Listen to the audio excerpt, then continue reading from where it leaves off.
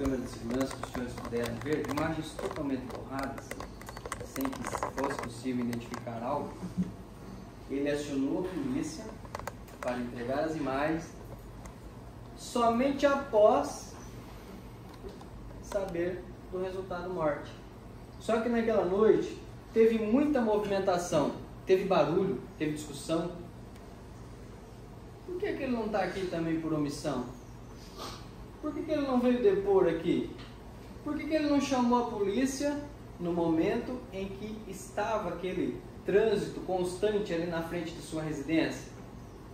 Se ele não tivesse omitido, talvez o Patrick hoje estaria vivo. Eu quero que os senhores reconheçam, senhores do júri, que Diogo de Jesus Silva não foi o autor da morte de Patrick. Essa versão foi confirmada pelo Rafael e que ele matou sozinho. E mais para frente a gente vai explanar sobre como que se deu essa morte, para que fique bem claro na cabeça dos senhores. O Ministério Público muito falou e pouco provou. Trouxe muitos elementos, um assunto maçante. Isso não é legal para a gente. A gente quer o máximo de informações, mas de forma que fique claro nas nossas mentes. E a defesa traz isso para os senhores. Diogo não foi o autor do crime, como eu demonstrei. E não é justo que ele pague por algo que ele apenas viu, que ele não tinha controle. Assim como se eu receber uma sanção da Meritíssima Juíza, não é justo que essa sanção se estenda aos meus colegas de tribuno. Ainda, se vossas excelências não reconhecerem que o Diogo não foi o autor do crime, pensem na cabeça dos senhores que ele foi o autor do crime, eu quero que os senhores reconheçam que o crime que ele praticou, na verdade, foi um crime de vilipêndio de cadáveres. Ou seja, vocês vão desclassificar a conduta dele para vilipêndio de cadáver, auxiliar a mover o corpo. Diz o artigo 212 do Código Penal: vilipendiar cadáver ou suas cinzas, pena de detenção de 1 a 3 anos e multa. Ele já está 1 ano a 2 meses pagando. E ele será condenado pelo crime que em tese teria praticado: ajudar a mover o corpo.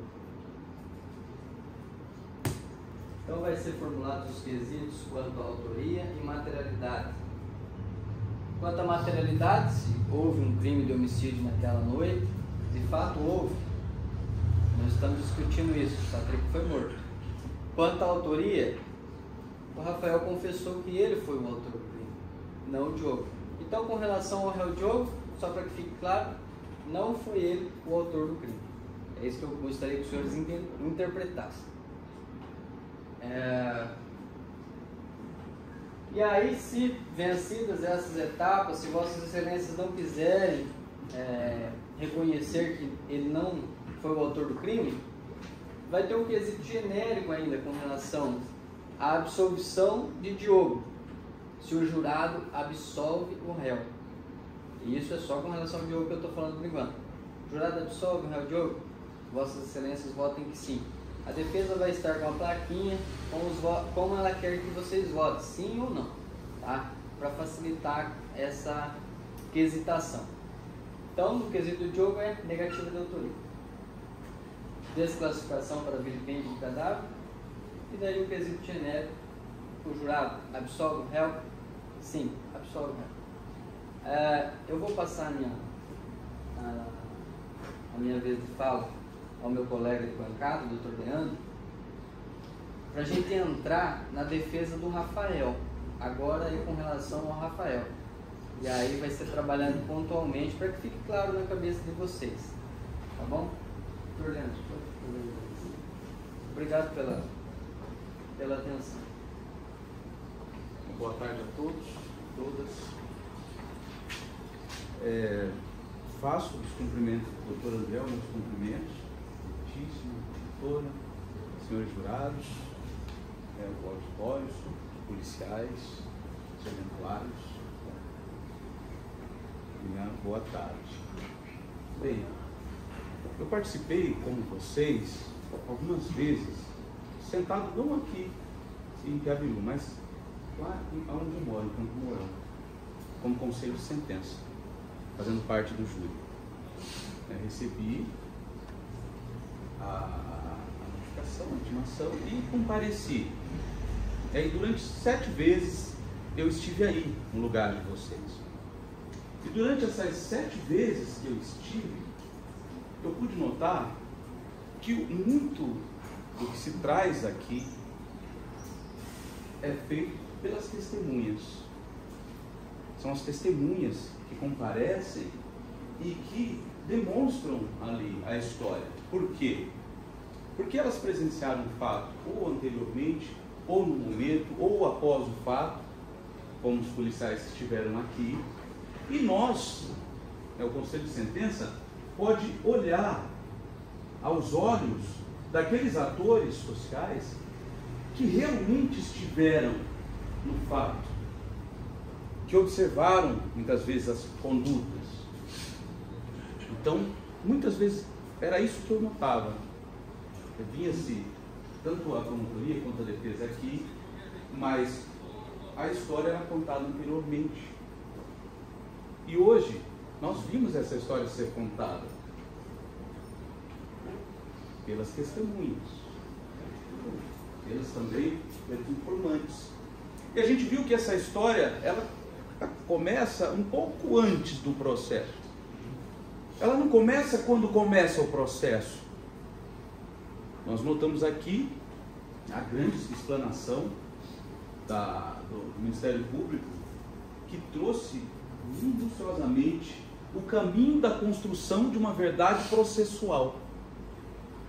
O processo, ele busca isso, mas não se alcança a verdade real, porque, como diria uma colega jurista, a professora Bruna, a verdade, infelizmente, morreu com os fatos. E a gente chega aqui e começa a recontar essa história. Foi isso. O que nós ouvimos durante aproximadamente 2 horas aqui foi recontar a verdade processual. Até porque o MP não estava lá. Veio trazendo essa construção dada por policiais, dada por testemunhas, alguns peritos e etc. O que a gente não pode perder a visão, principalmente como juízes, é que quem estava mais próximo aos fatos foram as pessoas que vieram aqui, inclusive os acusados. Eles estavam mais próximos dos fatos. Nós vimos durante bastante tempo aí uma reconstrução dos vídeos, né? E foi falado aqui que os vídeos, talvez em alguns monitores, eles ficariam melhores. Mas o meu monitor no meu escritório, ele é um monitor muito bom. E eu, sinceramente, acredito que vocês devem pensar igual eu estou pensando, eu não consegui ver muita coisa. Simplesmente é dificílimo de você observar as movimentações, ou até de dizer quem são as pessoas que estão ali nos vídeos. Obviamente, estava muito escuro, muito mesmo escuro o vídeo. Ok, e eles não mostram, gente, a gente não pode perder de vista isso daí. Os vídeos não mostram crime nenhum. Não tem como nós falarmos que lá no vídeo está demonstrando algum crime. Porque se há movimentação de pessoas, isso não é crime. Se houve uma pedra jogada que praticamente foi no chão, isso não foi crime. Né? Andar de um lado para o outro, entrar num terreno, isso não é crime. Isso não é crime. Não mostram, né? Por exemplo, teve um momento que falam, as pessoas que estavam ali, naquele vídeo, entraram e pegaram a faca. Dá para ver, né? Duvido que alguém tenha visto isso no vídeo. Não dá para ver isso, de forma alguma. Então a gente não pode utilizar isso que está nos autos como verdade real, mas sim como uma construção processual da verdade.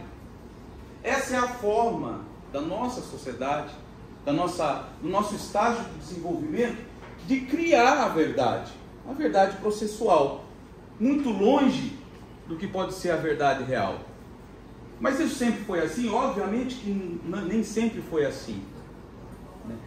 A base, que eu chamo de a criação de uma verdade, né, do MP, com base em intuição e com base em literatura, essa criação da verdade a gente tem que tomar muito cuidado e um zelo enorme, porque a gente está decidindo a vida de dois meninos, diga-se de passagem, muito novos, bem novos.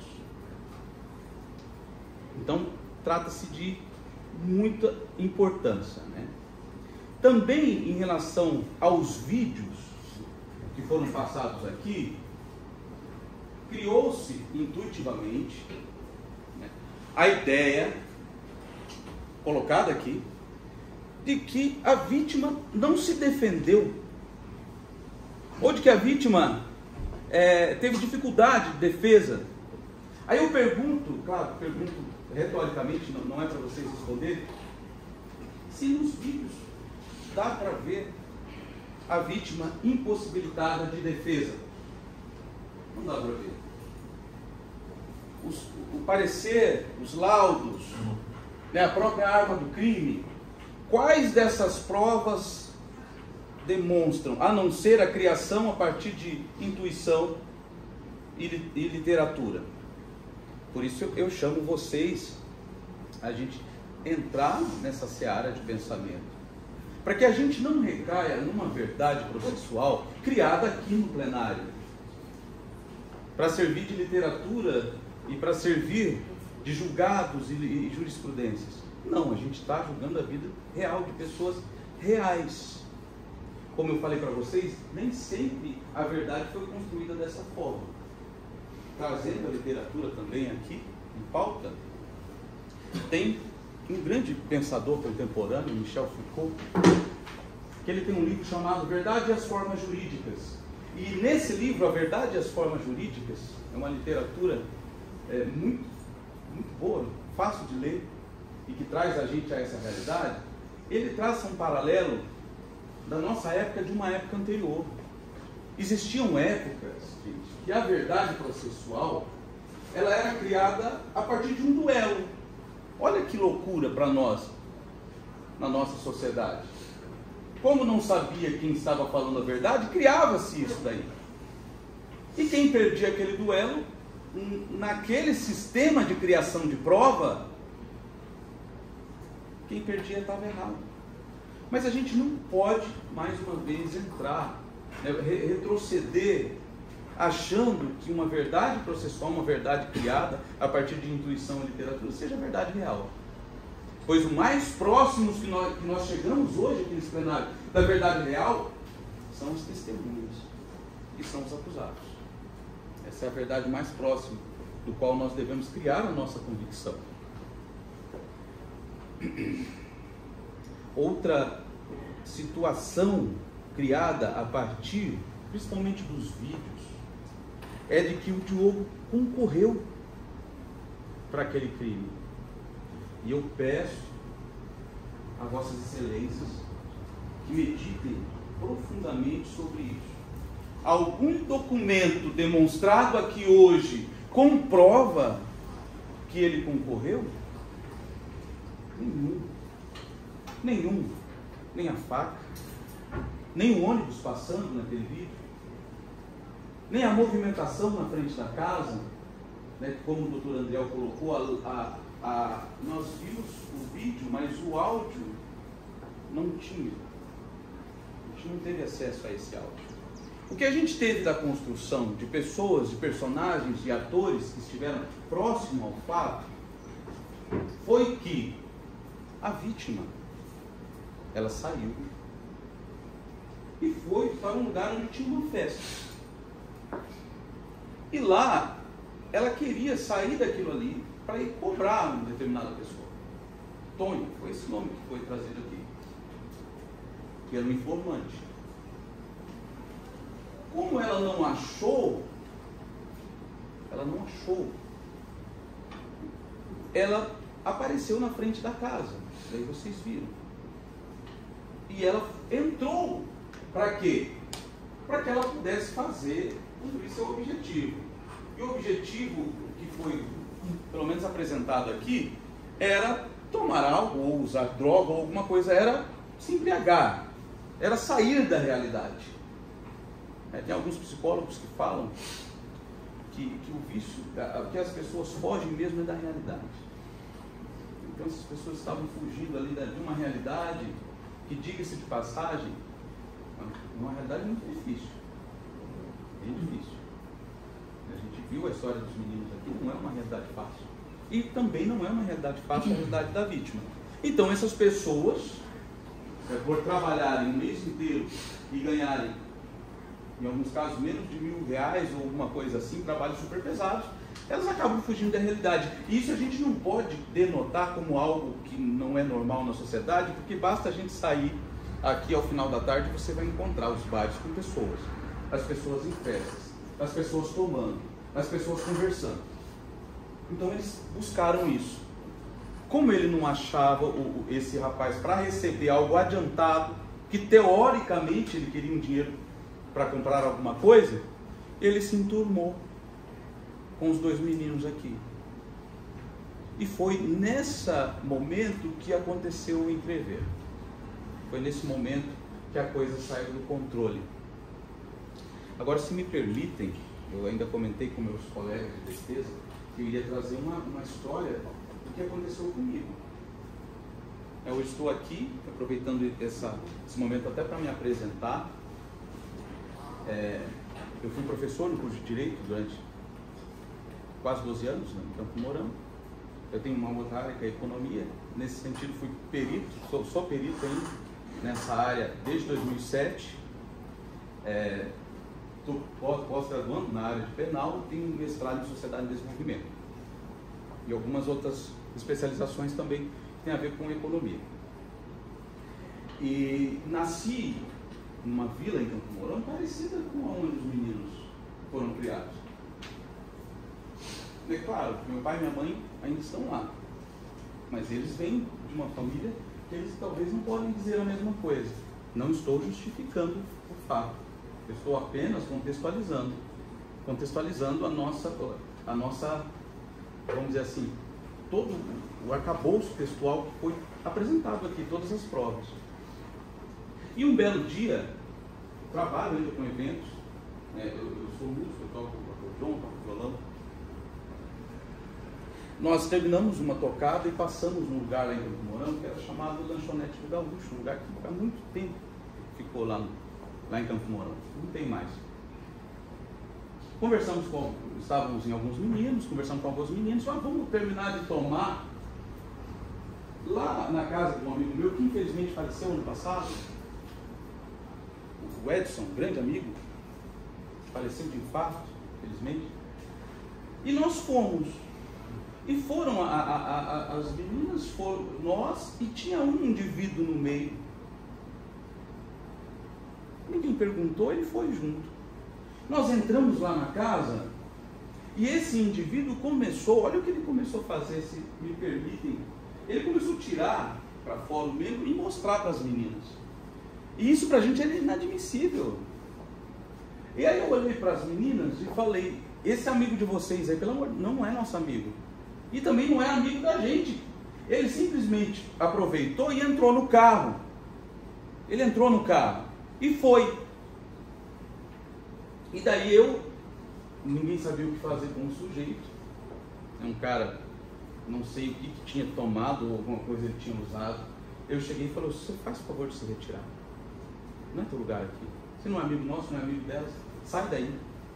E ele veio para cima de mim. Ele veio para cima de mim na casa desse amigo meu. E casa, eu tinha o fogão dele, tinha faca, tinha um monte de coisa. Qual que é a primeira coisa que eu pensei? Ele vai pegar a faca. Gente, eu falo isso porque eu sei de onde eu saí. Claro, não estou me gabando, mas eu sei que o caminho para chegar a falar com vocês, como disse o doutor André, é um privilégio, é uma honra falar para vocês aqui nessa tribuna, em frente ao juízo, em frente à promotoria. com medo dele pegar a faca, eu peguei antes. Porque eu fiquei com medo dele pegar antes. E os meus amigos não sabiam o que fazer. Essa história que amigo vai, vou ligar para a polícia agora. Você não sabe o que fazer. Não tem essa lógica. O meu amigo, aconteceu um problema com ele, eu vou ligar para a polícia, ela vai vir te buscar. É o que eu costumo dizer, o ser humano não é lógico. Toda vez que vem alguém aqui na frente e começa a apelar para a lógica, eu falo, o ser humano é sociológico. É sociológico. Nem sempre a lógica explica as coisas relacionadas ao ser humano. Esse sujeito, ele foi embora, graças a Deus. Ele foi embora. Mas eu não sei se o destino poderia ter dado uma outra situação para isso. Talvez eu teria parado de estudar. Talvez poderia acontecer N coisas. Por que eu trago isso para vocês? Porque há um grande autor, né, trazendo as literaturas também aqui, chamado Nietzsche, que ele fala que o ser humano tende a esquecer que na vida acontecem tragédias. Ele volta a dar ele prefere observar o mundo grego que apresentava as tragédias da nossa vida, as aflições, como diria de Jesus Cristo, que a gente passa na vida, para conseguir ter um olhar mais real, para conseguir ter esse prisma mais real, e não uma verdade processual, e não uma verdade construída em um momento só. Não dá para construir uma verdade em um momento só. Poderia não estar aqui.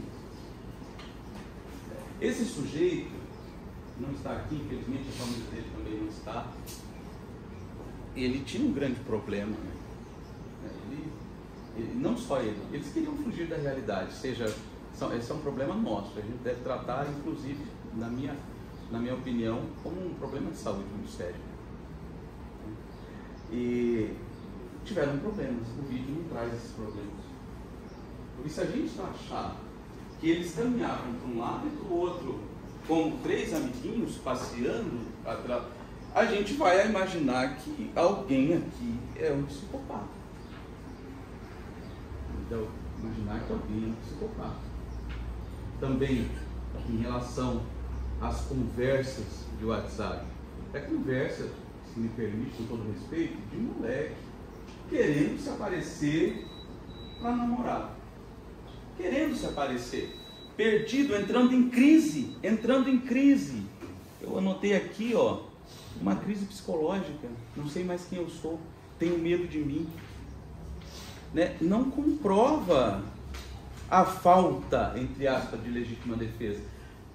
A crise estampada, isso, gente, não comprova uma maldade sem fundamento, né? Uma conduta de motivo fútil, não é prova para comprovar isso. Se a gente chamasse um perito psicólogo, provavelmente ele não olharia simplesmente e falaria, olha, isso aqui é prova, né? Não, isso daqui não é prova. Isso são indícios de uma crise, de uma severa crise pós o que aconteceu, de você estar perdido sem saber o que fazer. Com certeza, aliás, com certeza é a figura de linguagem, né? Porque a gente não tem certeza, mas a ideia é que isso comprova essa crise, essa grande crise existencial que ele passa depois de cometer algo que jamais ele tinha feito. Ele não é um menino do crime. Os policiais aqui da cidade, aliás da cidade de Araruna, não conheciam ele.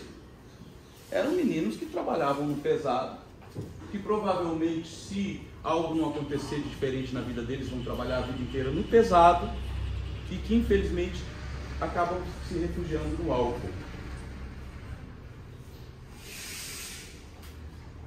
O entreveiro com a faca. Primeiro, nada prova que eles buscaram a faca. Por isso, há uma grande máxima no direito penal, para que a gente não incorra em injustiça. Na dúvida, a gente deve se posicionar a favor do réu. Em dúvida, pro réu. porque já a sociedade ela não suporta mais injustiças.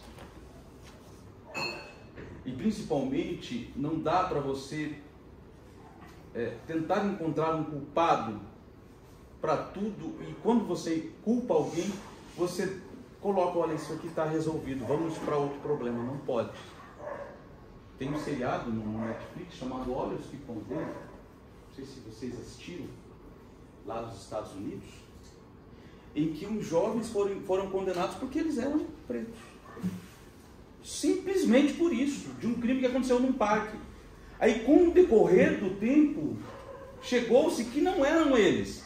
Só que quando foram construir a verdade processual, o slide, parecia que era eles. Teve um rapaz de 14 anos que quando saiu lá ele já estava bem maior. E eu vi eles também numa entrevista com sérios problemas psicológicos. Porque a violência ela aconteceu de forma terrível, trágica lá, mas a violência acontece também em vários lugares, inclusive nos momentos policiais, nos momentos da justiça. O entreveiro com a faca, a gente ouviu das partes aqui, né? Inclusive, Rafael mostrou o dedo que foi cortado, né? Claro que a gente não defendeu a legítima defesa, porque a gente imaginou uma questão do excesso, e ele confessou aqui, mas o motivo não foi fútil. Isso aqui se a gente imagina que o motivo é fútil, a gente abre um precedente de imaginar que um sociopata, um psicopata. Ele não é. Ele é uma pessoa que até um determinado momento não tinha passagem. Ele é uma pessoa que tinha seu emprego. Ele é uma pessoa que tinha alugado uma casa para morar. Ele era uma pessoa que tinha uma esposa. Ele era uma pessoa que tinha passado momentos difíceis na vida. Então a gente tem que olhar o contexto como um todo da conduta. E esse entreveiro, de novo com a faca, também demonstra que eles entraram nesse combate. Entraram. Agora, a promotoria trouxe, mas por que não há nos laudos machucados? A gente pode pensar também, gente, a vítima, ela chegou no lugar, segundo o informante, depois de ter tomado muito. Depois realmente de ter tomado muito. Então essas facadas, a quantidade de facadas, elas demonstram uma emoção para além do momento, relacionado à briga, relacionado ao entreveiro, relacionado ao momento que eles se perderam ali, como pessoas. O fato do Diogo aparecer caminhando junto é porque provavelmente anda para um lado, anda para o outro, porque eles estavam perdidos sem saber o que fazer. Estavam perdidos sem saber o que fazer.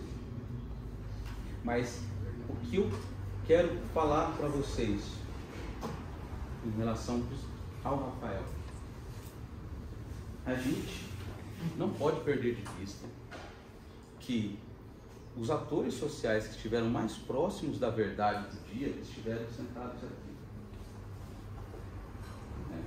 Não é uma construção de papel, de documentos. Eles estiveram sentados aqui. Essas são as pessoas que estiveram lá no fato.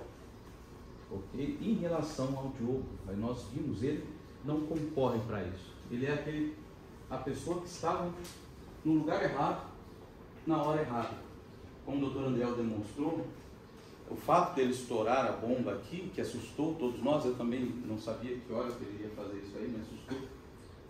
A gente não pode responder porque ele fez algo que, se fosse esse exemplo dele, é um exemplo que traz isso daí. Aí, ao final, já vou me finalizando, porque eu sei que o dia é cansativo, trouxe a ideia de que as penas têm como objetivo a repreensão. O que a gente estuda na literatura.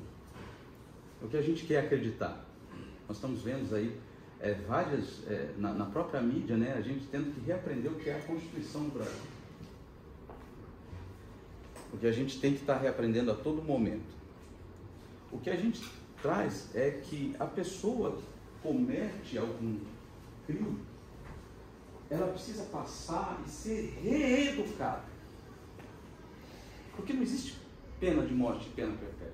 A pessoa volta para a sociedade, ela precisa ser reeducada. Ela precisa ser ressocializada. Mas, longe da teoria e da questão abstrata que foi apresentada aqui, nem sempre a gente vê isso no sistema prisional. A gente não pode falar, infelizmente, eu falo isso com certo pesar, de que o nosso sistema, ele reeduca. Se você joga um indivíduo lá, pronto, 3, 4, 5, volta reeducado, às vezes é pior. Às vezes é pior.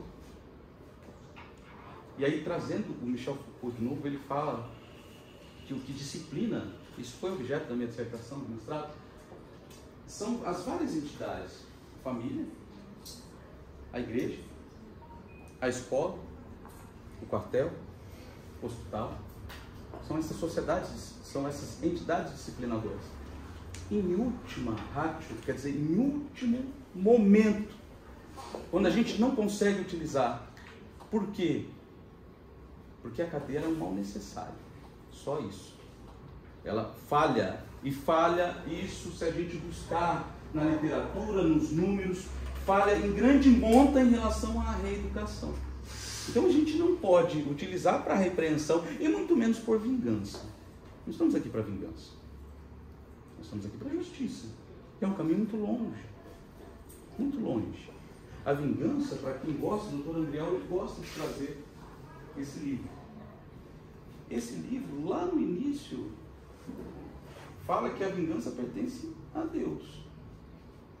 Pertence a Ele. Quando Caim matou Abel, Deus trouxe para ele a vingança. Quando o filho de Caim matou, ele trouxe para ele. Ele traz para ele, é um caminho da justiça. E eu chamo vocês, finalizando a minha fala, o meu apelo, para um caminho que ele é além da justiça. Porque vocês, hoje em dia aqui, na resposta do terceiro quesito, sem justificativa, vocês podem absolver. Vocês podem absolver. É mais de um ano, quase 1 ano e 3 meses na cadeia, é por um momento trágico, é por uma condição que é um mal social nosso, essa questão dessas fugas e principalmente em relação a drogas, é algo que a gente tem que rever como sociedade, e não só culpar e começar a jogar a gente na cadeia, isso daí não resolve o problema. Mas além da justiça, a gente tem um caminho, que é esse caminho, essa Bíblia. Eu ia perguntar para ele, para o Diogo, só que ele se emocionou e a gente respeitou o momento dele. Ele estava lá, não pôde ver a mãe dele teve um problema no dedo, né? Trombose. Não deu tempo de ele ver a mãe dele. E ele, quando a gente foi visitar ele, para conversar sobre esse momento aqui, ele estava perdido, sem saber o que fazer, sem saber por que ele não estava junto com a mãe dele, para falar para a mãe dele cortar o dedo, né? Amputar. O que é uma decisão terrível, mas talvez poderia ter salvado a vida dela. Aí ele perguntou para a gente, eu acho que é por isso que ele escreveu isso aqui, ó. Ele perguntou para a gente se ele já podia tirar as coisas dele lá, né? E daí o Dr. André, mas coisas, ele falou, a minha Bíblia. E eu imaginei uma Bíblia grande. Eu imaginei uma Bíblia grande. Mas eu falei, pedi para o Dr. André trazer. É essa aqui. É essa aqui. Essa aqui. Eu vou ler algo, ó, eu vi ela hoje, gente. Eu vi ela hoje. Ele está toda escrita. Toda escrita. Vou ler um pedacinho para vocês. Toda escrita. Uma vez eu participei de um encontro da igreja, eu conheci uma pessoa que tinha passado por esse momento, por esse restabelecimento. Está todo escrito. Diferente da fé que a gente tem. Mas aqui são palavras de perdão. E ele escreveu algumas coisas assim, ó. Está aqui no final. Gente, a minha não tem uma casa, mas a dele está mais. Os sonhos trazem saúde para a emoção, equipam o frágil para ser autor de sua história, renovam as forças do ansioso e animam os deprimidos, transformam os inseguros em seres humanos de raro valor. Os sonhos fazem os tímidos terem golpes de ousadia e os derrotados serem construtores de oportunidades. Os sonhos são como uma bússola indicando os caminhos que seguiremos e as metas que queremos alcançar. São eles que nos impulsionam, nos fortalecem e nos permitem crescer. É do Augusto Cury. Então, eu peço que vocês observem isso. Não vejam com uma posição dogmática de que está no processo é verdade, ponto e acabou. É uma verdade processual, é verdade real. Estamos longe dessa verdade real. Não é uma câmera que a gente não consegue ver nada que vai dizer o que aconteceu num outro lugar. Peço que vocês tratem com carinho e, se possível, utilize no terceiro quesito do que eu vou chamar de clemência, pois o júri é soberano. Passa a palavra. Agradeço, doutor Leandro. Ressalto aqui os cumprimentos da excelentíssima juíza presidente deste Tribunal do Júri, então, conduziu o processo e bem conduzido essa sessão com a maestria, conforme o Leandro Leal bem falou aqui, né, nós somos muito bem acolhidos, né? Isso é gostoso, né? Da gente, o advogado chegar e ser bem respeitado, ser bem valorizado, não só pela senhora, mas pelo Ministério Público, pelos serventuários da Justiça, né? Assim como também eu estendo meus cumprimentos ao membro do Ministério Público, representado aqui pela promotora de Justiça, né? É uma honra poder aqui debater ideias, né? A título de conhecimento, né? Eu era estagiário de pós-graduação do Ministério Público até março de 2022, né? Então é uma instituição que eu tenho muito apreço, tenho muito carinho, né? Então eu estendo meus cumprimentos, assim como também a assessora, né? Os estagiários, saúdo meus colegas, né? Companheiros aqui de defesa, aos protagonistas de hoje aqui, os acusados Rafael, Diogo, né? Familiares, pessoas que estão presentes, a força policial também, né? Sempre importante a presença de vocês, a qual está sempre muito ativa, muito prestativa na defesa dos interesses da sociedade. E por último, mas não menos importante, aliás, os mais importantes, os senhores jurados que estão aqui hoje, estão incumbidos da primordial tarefa de hoje, que é de julgar, né? E como já foi falado aqui, a acusação que recai sobre os acusados trata-se de um homicídio qualificado. Não sei aqui quais os senhores já foram jurados outras vezes, mas eu tenho a certeza que os senhores já ouviram a palavra qualificadora, muito ligada no jornal, na televisão, na rádio, né? Mas o que vem a ser uma qualificadora? Qualificadora, como a promotora aqui manifestou, né? Trata-se de uma circunstância que diz que se o crime for praticado de acordo com aquela circunstância, altera-se o preceito secundário do crime, né? Então, exemplo, homicídio simples, que é quando o homicídio é praticado sem nenhuma qualificadora. A pena é de 6 a 20 anos. Agora, quando estamos diante de um homicídio qualificado, altera-se a pena mínima. A pena mínima, que era de 6, passa a ser de 12, e a máxima, que era de 20, passa a ser de 30. E as qualificadoras que são imputadas aqui aos acusados, né, trata-se de 2 qualificadoras. O motivo fútil é do recurso que dificultou ou impossibilitou a defesa da vítima. A nossa promotora veio aqui e já pediu o afastamento da qualificadora do motivo fútil, né, porque ela reconheceu. Porque em que pese, lá na denúncia, quando ela apresentou a acusação contra os acusados, e apenas alguns indícios ali, ela tinha entendido que era motivo fútil, mas hoje ela veio aqui e voltou atrás e falou, não, motivo fútil não dá para falar que é motivo fútil, né? Porque não podemos também confundir o crime cometido por motivo fútil com um crime sem motivação. São coisas diferentes, né? E, além do mais, senhores, assim como tudo no processo penal, como o Dr. Leandro veio aqui, manifestou, né? No processo penal precisa que seja provado, é preciso ser demonstrado. No processo penal não há espaço para dúvida. Então é preciso que tenha absoluta certeza. E uma qualificadora é a mesma situação. Para se caracterizar uma qualificadora, é preciso que ela tenha ocorrido. É preciso que seja provada essa qualificadora, né? Guilherme Nutti, um grande desembargador do Tribunal de Justiça de São Paulo, em sua doutrina, ele fala, né, que o motivo fútil é um motivo quando o agente ele ceifa, ele suprime a vida da vítima por um motivo insignificante, um motivo pequeno. Né? E Guilherme Nutti, ele traz ainda na sua doutrina um exemplo de crime por motivo fútil. E olha o exemplo que o Guilherme Nutti traz. O autor ceifa a vida da vítima, a vítima, na condição de uma proprietária do bar, não vendeu o fiado. O autor foi lá e tirou a vida dela. Olha o exemplo que o Guilherme Nutti traz. Eu não gostei aqui do jeito que o Dr. Leandro estava me olhando. Desde a hora que eu cheguei, ele estava me olhando com uma cara torta, uma cara feia. Eu peguei minha arma e matei os caras. Motivo fútil. Um motivo pequeno. Eu fui ali na padaria e o comerciante me deu o troco errado. Fui lá e tirei a vida do comerciante. Um motivo fútil.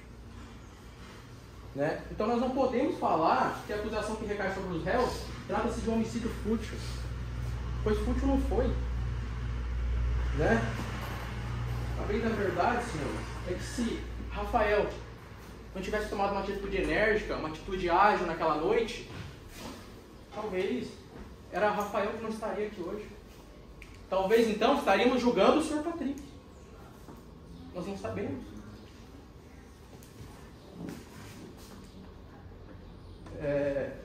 As provas do processo, assim como os fatos, apontam nesse sentido, né, de que o Patrick, naquela noite, ele estava embriagado. Estava embriagado. E é importante mencionar que esse encontro entre Rafael e Diogo apenas aconteceu porque, por coincidência, ambos estavam trabalhando na mesma cidade. Eu repito, trabalhando. Não são dois desocupados, não. Como o Dr. Leandro disse, trabalhava pesado. Né? E Diogo, inclusive, quando foi preso com a roupa de serviço. O doutor Anderão que atendeu ele, o doutor pode dizer. Com a roupa suja, com a roupa de serviço. Né? Então, é importante a gente mencionar. Né? E outra, estamos aqui diante de dois jovens, um de 20 anos, outro de 21, né? Que tem um passado e um futuro em branco. Não tem contra eles nenhuma condenação criminal. Não tem. Então, assim, o passado e o futuro em branco, mas o futuro depende da decisão dos senhores aqui hoje. Né? O Diogo, ele está preso preventivamente há mais de um ano. Né? Não pôde nem se despedir da mãe que faleceu quando ele estava preso, em razão dessa acusação. Por isso que eu peço aos senhores, né, que repensem nessa questão, tanto quanto a participação do Diogo, né, e também em relação à qualificadora do motivo fútil. Pois não há elementos que comprovam que o crime foi praticado por um motivo fútil, por um motivo insignificante. Como o Dr. Leandro disse, ninguém estava lá, né, as pessoas mais próximas deporam aqui. E, inclusive, nesse sentido, é importante trazer aqui os relatos da testemunha do Rodrigo Bravin. O Rodrigo Bravin, o que ele falou a respeito do Patrick? E isso, é importante lembrar aqui, que o Rodrigo Bravin era amigo da vítima. Né? E o Rodrigo ele falou por diversas vezes, tanto em fase policial como em juízo, né, que Patrick ele já chegou embriagado. E ainda no local ele bebeu mais um pouco. O Patrick, quando embriagado, se tornava chato. Ele ficou com medo de dar confusão. Palavra do Rodrigo Bravin. Né? O problema do Patrick é quando ele bebia, ele perturbava demais os outros. Em juízo, ele inclusive mencionou que acredita que foi até por conta disso que aconteceu isso com ele. Né? Agora vamos analisar o depoimento do policial militar,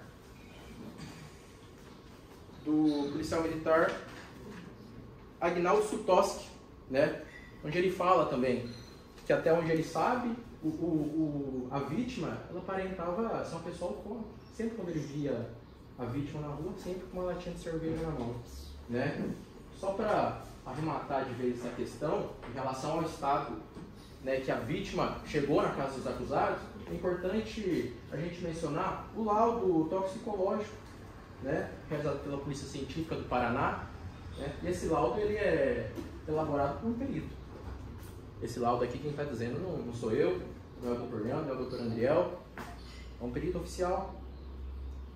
E isso, inclusive a doutora promotora, ela trouxe aqui a quantidade de álcool ingerida pelo Patrick naquela noite. 31,6 miligramas de álcool, de litro de álcool por sangue analisado. Né? Só para os senhores terem uma noção, uma comparação, o artigo 306 do Código de Trânsito Brasileiro trata ali da embriaguez ao volante. No parágrafo 1º, traz uma disposição interessante para fim de comparação. Diz ali que, para constatar se uma pessoa estaria apta ou não a dirigir um veículo, ela não pode ter uma concentração de álcool igual ou superior a 6 decigramas de álcool. No Patrick foi encontrada a quantidade de 31,6 decigramas de álcool por litro de sangue. Então, né, é importante a gente analisar e ver, né, com toda essa quantidade de álcool ingerida no sangue do Patrick naquela noite, ele tinha alguma noção do que estava fazendo? Não? É evidente que não. É evidente que ele estava transtornado, embriagado. Eu não estou falando aqui nem do mérito do crack ali. Né?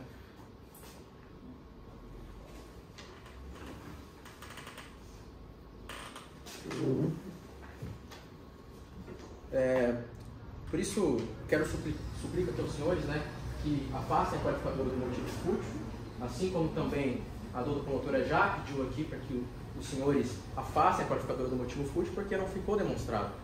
Né? Assim como também eu peço que afastem a qualificadora do recurso que dificultou ou impossibilitou a defesa da vítima. Né? E o que seria essa qualificadora? Essa qualificadora, né, é a típica situação de quando o agente ele ceifa a vida da vítima ali de forma inesperada, de inopino, de surpresa. Um exemplo, a facada pelas costas. É que eu repito, pelas costas, não a facada nas costas. São coisas diferentes. Né? E o Ministério Público, quando ele sustenta a qualificadora do recurso que dificultou ou impossibilitou a defesa da vítima, lá na sua peça acusatória, ele traz o seguinte: consta ainda que os denunciados se utilizaram de recurso que dificultou a defesa da vítima, visto que, além de os denunciados terem agido em conjunto contra a vítima, que se encontrava sozinha, desferiram os golpes de faca, de forma repentina, enquanto a vítima estava caída no chão. Senhores, está comprovado que os réus não agiram em conjunto. O Rafael veio aqui, confessou a prática do ato. Não há um elemento aqui que demonstra que o Diogo participou da execução desse crime. Não há. Então, por isso eu peço aos senhores, da mesma forma que afastem a qualificadora do motivo fútil, que afastem também a qualificadora do recurso que dificultou ou impossibilitou a defesa da vítima, né? Uma vez que não se faz presente esse elemento surpresa. Não há. O Rafael, ele não desferiu os golpes de forma inesperada, aquele ataque sorrateiro. Não foi isso que aconteceu. Inclusive, ele teve seu dedo cortado. Ou seja, precedeu-se ali uma luta corporal. Então, como que pode ser motivo, como pode ser recurso que impossibilitou e dificultou a defesa da vítima, se antes houve uma luta corporal entre o Rafael e a vítima, né?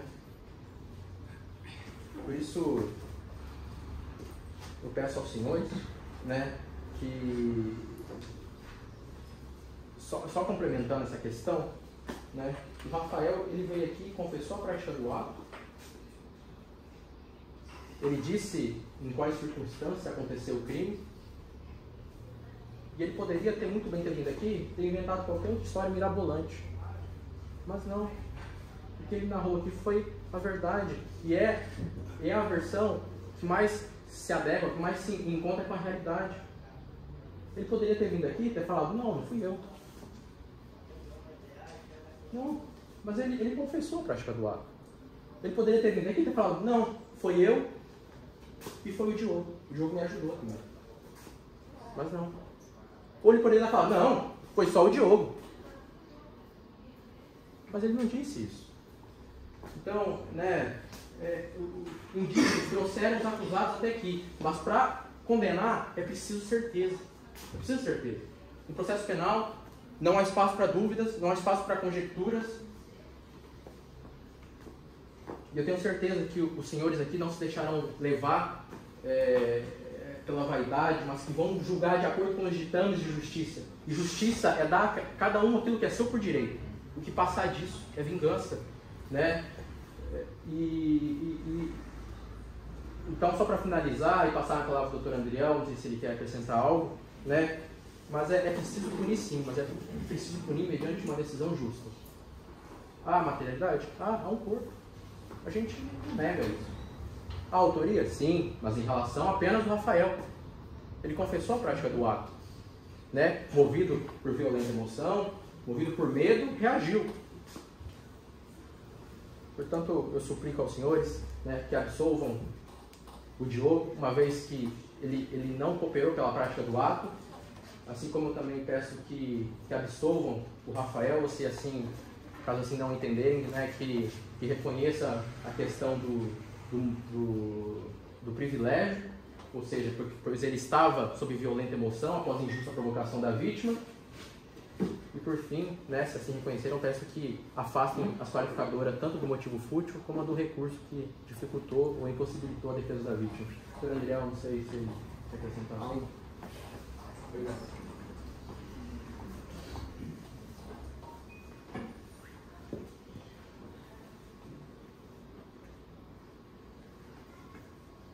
Prometo ser bem breve, tá?